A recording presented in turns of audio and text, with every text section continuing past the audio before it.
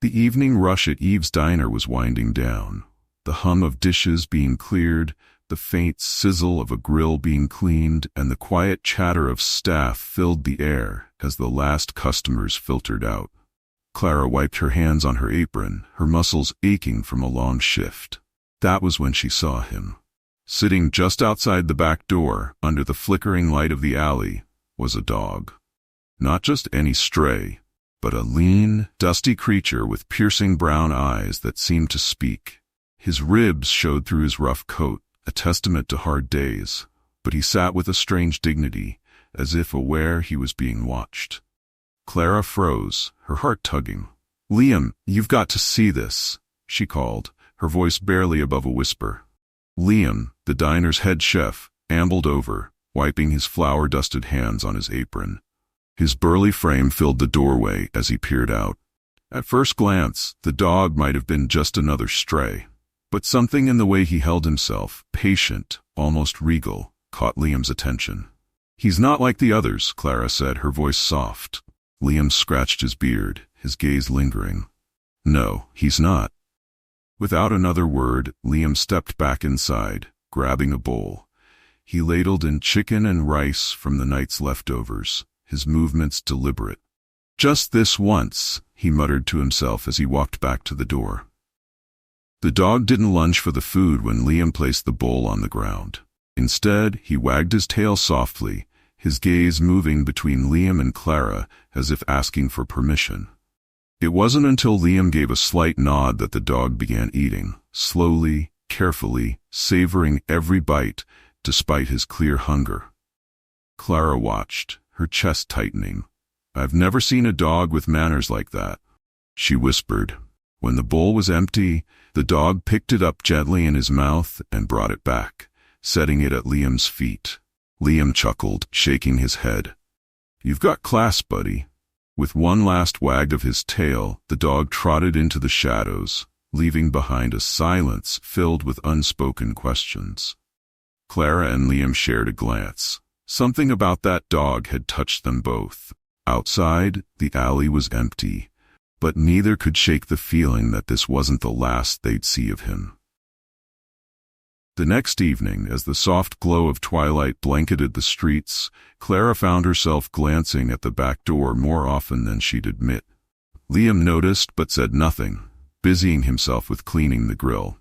The final customer had left, and the diner was quiet, save for the hum of the neon sign outside. And then he appeared. Clara's heart lifted when she saw the lean figure sitting once again by the back door. His posture was the same, upright, patient, dignified. She smiled and nudged Liam. "He's back?" Liam shook his head, feigning exasperation, but a grin tugged at the corners of his mouth.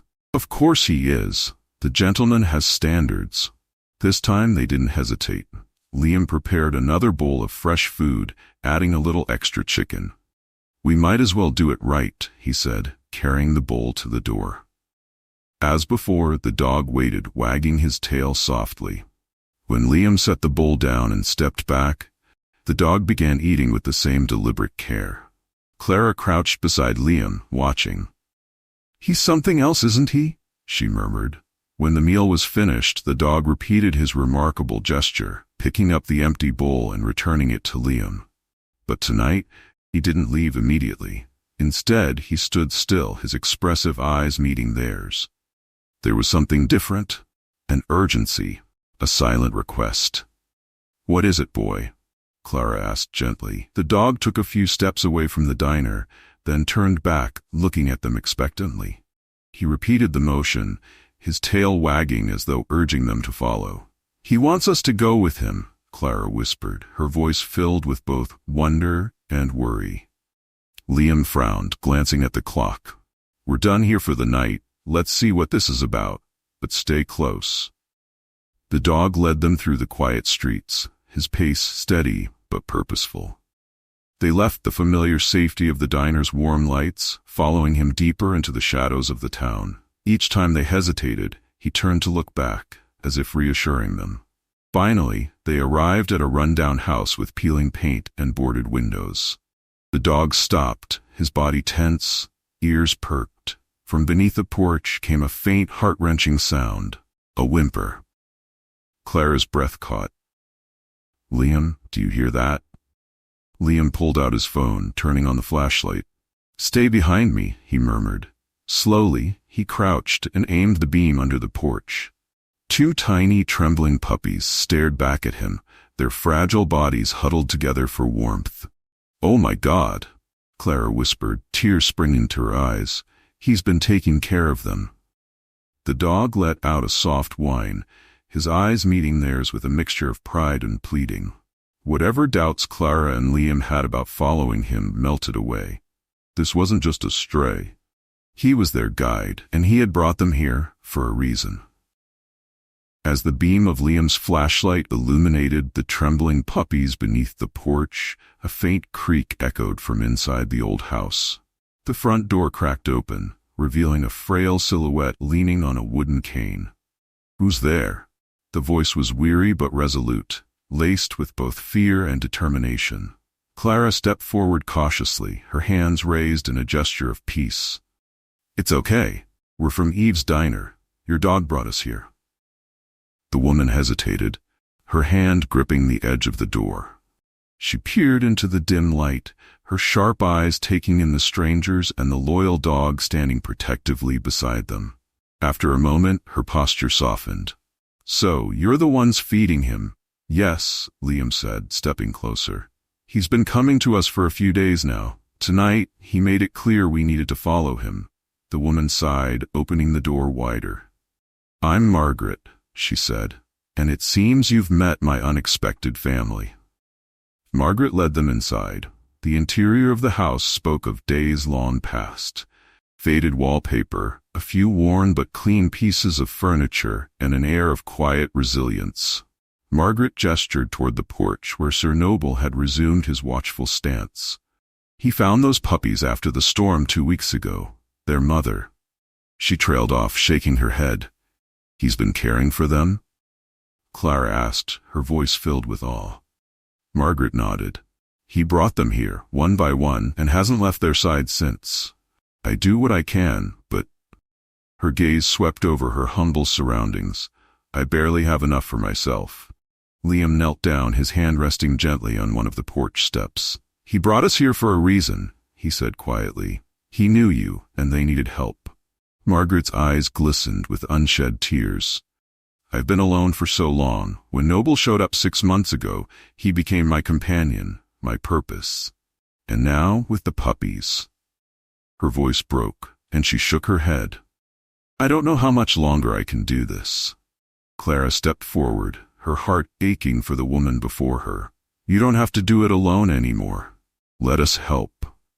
Margaret hesitated, pride and necessity warring on her face. Sir Noble seemed to sense her uncertainty and pressed against her leg, his presence grounding her. She stroked his head and nodded slowly. "Sometimes angels come in the form of hungry dogs, don't they?" Clara smiled through her own tears. "Yes, they do." That night, a bond was forged, a promise between the strangers and the quiet keeper of hope who had been holding on for so long. The following morning, Clara and Liam returned to Margaret's house with their car loaded with supplies. Fresh food, warm blankets, and bottles of puppy formula filled their arms as they knocked on the creaking door. Margaret opened it slowly, her weathered face marked with both surprise and gratitude. "You didn't have to go to all this trouble," she murmured, her voice catching. Liam shook his head. "It's no trouble at all. Let's start by getting those puppies fed properly." Inside, the little house felt less daunting in the light of day. The faded photographs on the walls, the meticulously kept furniture, and the care Margaret had shown despite her circumstances spoke of a quiet strength. Margaret led them to the makeshift bed she'd created for the puppies, who were now peering up curiously from a pile of old sweaters. As Clara prepared the bottles, a knock at the door startled them. It was Dr. Whitman, the local veterinarian and a regular at Eve's Diner. Clara had called her early that morning, sharing the story. The doctor, a warm woman with a heart as big as her smile, immediately offered to help. Well, Dr. Whitman said as she knelt to examine the puppies. "These little ones are fighters. They're malnourished but otherwise healthy. And I have to say," she added, glancing at Sir Noble, "you've done an amazing job, big guy." Noble wagged his tail, sitting proudly beside Margaret as if he understood the praise. As Dr. Whitman explained how to properly feed and care for the puppies, Clara noticed Margaret's hands trembling slightly. She reached out, squeezing them gently. "Margaret," she said softly, "I know things have been hard, but you're not alone anymore." Margaret blinked rapidly, trying to hold back tears. "I don't know how to thank you." "You already have," Liam interjected, "by letting us be a part of this." As the day went on, they worked together. Liam repaired the loose porch boards, Dr. Whitman gave the puppies their first checkup, and Clara helped Margaret organize the small kitchen. Over a shared lunch, Margaret began to open up, her voice steady but tinged with sorrow. She spoke of her late husband, the happy years in the house, and how everything changed after his passing. "When Noble showed up, I didn't realize it then," she said, her eyes fixed on the dog lying at her feet, "but he gave me a reason to keep going." Clara, her heart aching at the story, suddenly had an idea. "Margaret," she began cautiously, "how would you feel about helping us at the diner? We could use someone with your attention to detail." Margaret looked startled. "At my age?" Liam grinned. "Experience beats age any day. Besides, we need someone who knows how to keep things running smoothly." It took some gentle persuasion, but by the time they left that evening, Margaret had agreed to give it a try. Outside, Sir Noble watched them load the car, his tail wagging softly. "You've done it again," Liam said, scratching the dog behind the ears. "Bringing the right people together." As they drove away, Clara glanced back at the small house. It wasn't much, but it was a start. A small step toward something better. And small steps, they both knew, could lead to the biggest changes. Margaret's first morning at Eve's diner was a quiet affair. She arrived just as the sun began to rise, wearing her neat but threadbare coat, her hands clutching a small tote bag. Clara met her at the door, her smile warm and welcoming. "Ready for your first day?" Clara asked cheerfully. Margaret hesitated, her fingers tightening on the bag strap. "I haven't worked in years," she admitted, her voice barely audible. "You'll do great," Clara reassured her. "This place runs on heart, and you've got plenty of that." Margaret was introduced to the small, tight-knit staff. Despite her initial nervousness, she quickly found her footing. Her years of running a household showed in her meticulous approach to prep work. She diced vegetables with precision, organized the pantry like a seasoned pro, and even shared a trick for perfectly tender biscuits that left Liam nodding in approval. "That's a keeper," Liam said after tasting one of her creations. Margaret blushed, but there was a flicker of pride in her eyes. Meanwhile, Sir Noble and the puppies, now named Luna and Sol, were settling into their new routine. Clara and Liam had arranged for regular check-ins at Margaret's house during the day, ensuring the puppies were cared for while Margaret worked. Noble proved to be a steadfast guardian, rarely leaving their side except to greet Margaret when she returned. As the weeks passed, Margaret became an integral part of the diner's rhythm. Her sharp eye for detail and natural warmth brought a new energy to the place. Customers began to notice, asking about the new touch to their favorite dishes. Clara proudly shared that Margaret had joined their team, and soon her story began to spread. The puppies, too, became minor celebrities. Luna, with her boundless curiosity, and Sol, quieter but equally charming, were growing stronger each day. Customers who had heard about their story began bringing toys, blankets, and donations to support Margaret and her unexpected family. One day, Liam approached Margaret as she was rolling dough in the kitchen. "Margaret," he began, "we've been talking, and there's something you need to know." She stopped, looking at him with concern. "What is it?" "It's about your house," he said gently.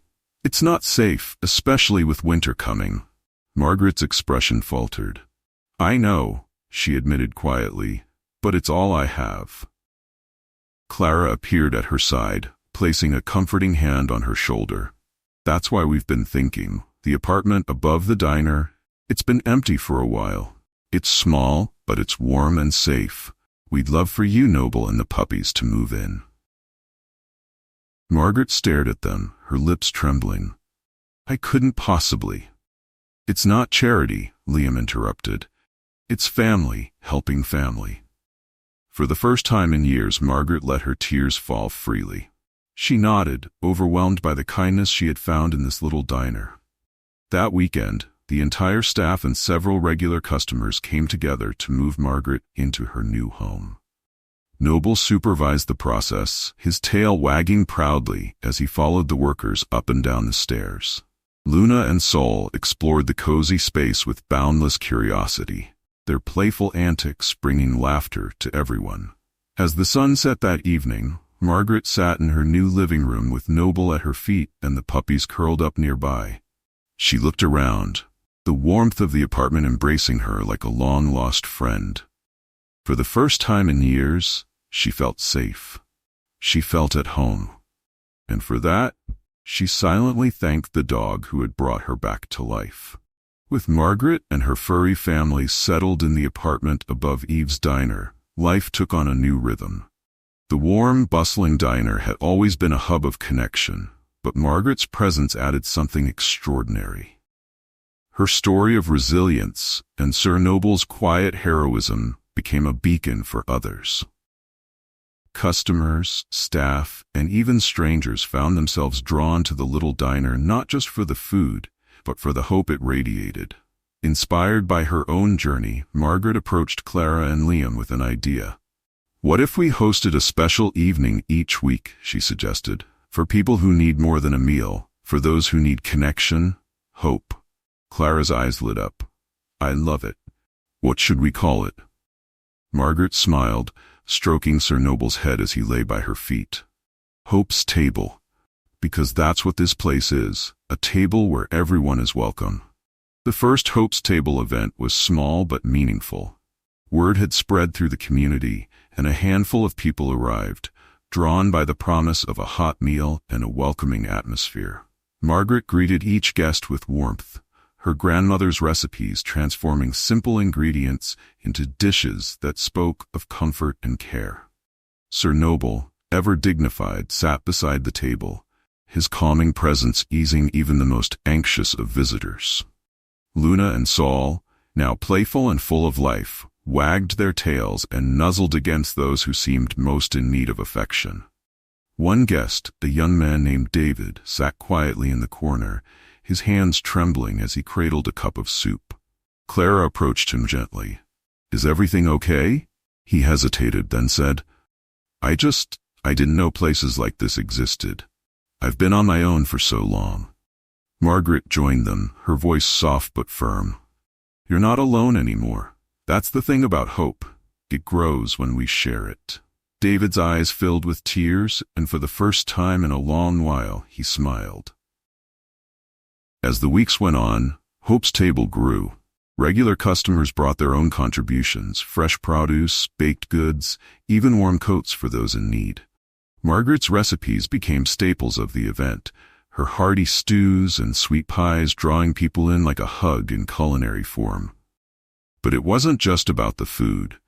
Hope's Table became a space where people shared their stories, their struggles, and their dreams.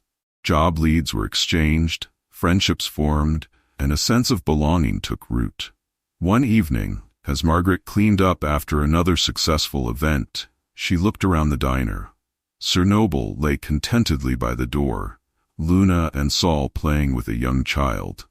Clara and Liam were chatting with guests, their laughter filling the room.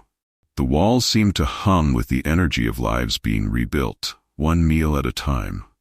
Margaret wiped her hands on her apron and sat down for a moment, watching the scene unfold. "You were right," she whispered, looking down at Sir Noble. "You brought me here for a reason." The dog looked up at her with those soulful eyes, wagging his tail gently. Margaret smiled, her heart full. Hope's Table had become more than she ever dreamed, a testament to the power of kindness, love, and the unwavering belief that even the smallest acts of care could ripple out to change lives. A year after Sir Noble first appeared at Eve's Diner, Hope's Table had transformed the community in ways Margaret could never have imagined.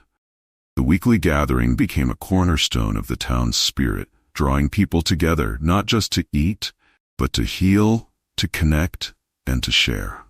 Margaret, now filled with a vitality that seemed impossible just months ago, stood at the heart of it all. Her grandmother's recipes had become town favorites, her calm presence a source of comfort to anyone who walked through the door. She had even started teaching cooking classes on Sunday afternoons, passing down the culinary traditions she had once thought would fade away. Sir Noble, though now graying around his muzzle, remained the steadfast guardian of Hope's Table. Every week, he greeted guests with a wag of his tail and a quiet dignity that reassured even the most uncertain visitors. Luna and Saul, now fully grown, followed in their father's paw prints, offering playful comfort to children and gentle companionship to the elderly. The community had rallied behind Margaret and her vision. Local businesses offered their support, donating ingredients and supplies. Volunteers arrived each week to set up tables, serve food, and clean up. The ripple effects extended far beyond the diner's walls. One particularly rainy evening, a woman named Evelyn arrived at Hope's Table, soaked and trembling. She clutched a small bag to her chest, her eyes filled with fear. By her side stood a scruffy terrier with matted fur and sad, tired eyes. Margaret approached her with a warm smile. "Come in, my dear, sit down and let us take care of you." As Evelyn settled into a chair with a bowl of soup, she began to share her story. Recently widowed, she had lost her home and had been living out of her car with her dog, Max. "I didn't think I could keep going," she admitted, tears slipping down her cheeks. Margaret gently took her hand. "I know how that feels," she said, her voice steady, "but you're not alone anymore. We'll help you find your way." The staff quickly sprang into action. Within days, Evelyn had a safe place to stay. Max received veterinary care through the Sir Noble Fund, and Evelyn was offered a part-time job at Eve's Diner, helping with Hope's Table. Margaret watched it all unfold with quiet gratitude. Every life touched, every story changed, felt like a continuation of the miracle that had begun with one hungry dog at her door. On the anniversary of Noble's first visit, the town gathered to celebrate. The mayor presented Margaret with a Community Service Award, but the highlight of the evening was the unveiling of a mural on the side of Eve's Diner. It depicted Sir Noble standing proudly, with Luna and Saul at his side, and a table filled with smiling faces behind them. Beneath it were the words, "Hope's Table, where love grows." That night, as Margaret sat in her apartment with Noble at her feet and the puppies curled beside her, she opened her journal. By the glow of the lamp, she wrote, "1 year ago, I thought my story was over. Then a dog came to my door, asking for nothing but a meal. In giving him what little I had, I found a family, a purpose, and a community. Love, I've learned, is like a ripple in a pond. It starts small but spreads far beyond what we can see. Noble knew that when he brought me here. He saved me, just as he saved so many others."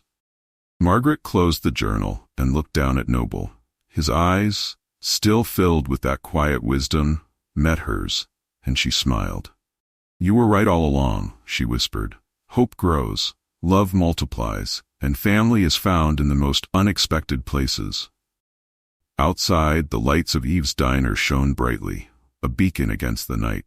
Inside, laughter, warmth, and the smell of fresh bread filled the air, as another chapter of hope unfolded under the watchful eyes of a gentle dog who had changed everything. Don't forget to hit like and subscribe so you won't miss any of our latest videos. If you have any questions or comments, feel free to leave them below. Thank you all for taking the time to watch, and see you in the next video.